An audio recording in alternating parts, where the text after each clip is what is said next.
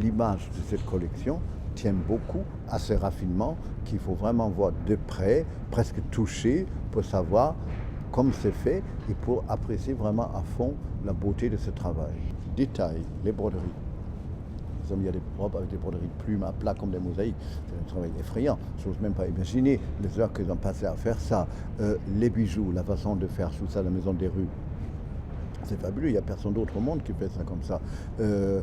Même les chapeaux de la Maison Michel sont quand même d'une proportion parfaite. C'est vraiment un travail des modistes comme dans le temps avec une touche moderne.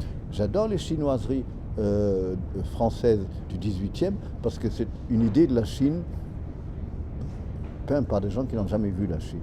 Et ça c'est amusant parce qu'il y a une vraie imagination là-dedans. Et c'est pas de mauvais goût, c'est plein d'esprit et c'est léger. J'aime assez l'idée aussi, comme dans les films, de faire jouer des noms chinois, des rôles chinois. La Chine a toujours été assez présent au niveau art, décoration, bronze, chinois.